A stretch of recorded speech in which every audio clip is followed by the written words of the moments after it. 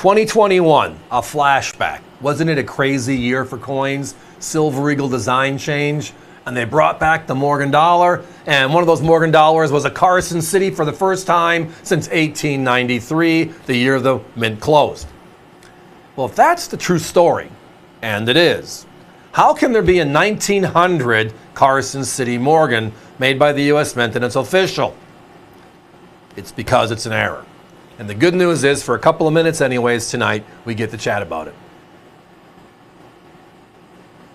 So the status at this time in history was our main mints were Philadelphia, East Coast, San Francisco, West Coast, and then we had Carson City and New Orleans in the middle of the country, right? And they were the hand-me-down mints, just to keep production going because of the expansion in this country and everybody moving west. The railroad being there, the Oregon Trail being the pike for the average individual, etc. So the Carson City Mint, the fabled mint of the Wild West, the mint right next to the Comstock Lodes discovery, right? Comstock, again, was Virginia City, Nevada. And we have Carson City not that far away, where the mint is located. They make coins for 13 years, 1878 to 1885. Then they have a 4-year break. They bring them back in 1889. They make coins to 1893. In 1893, they close the Carson City Mint for good. Done. So then, how in the heck can there be a 1900 dated coin with a CC mint mark attached to it? Well, when they closed the mint in 1893, all the equipment went to New Orleans. Late in the year, one of the mint employees took a Carson City die and counter-stamped the O over the CC versus the real way, which is grind out the CC and restamp. It was just a cost-cutting move. Now we have a beautiful graphic to show that. Can we tie that in here, guys?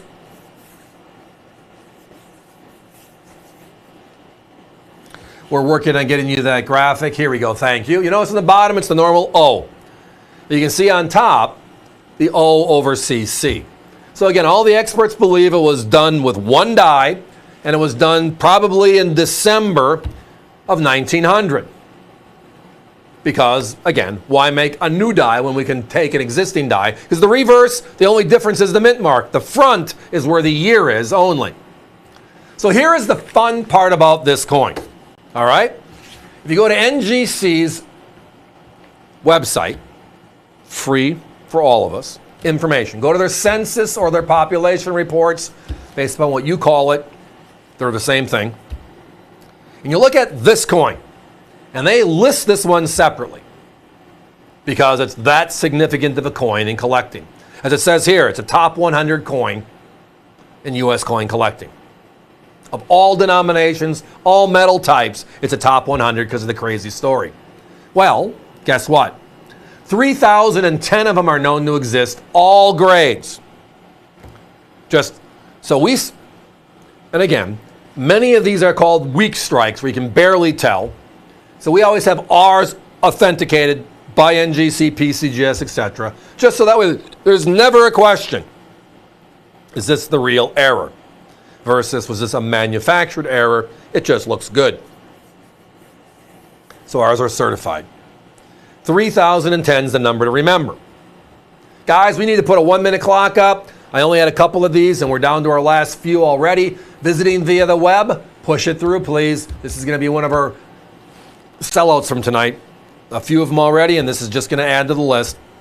1893S, the Holy Grail, has 3,858 known to exist.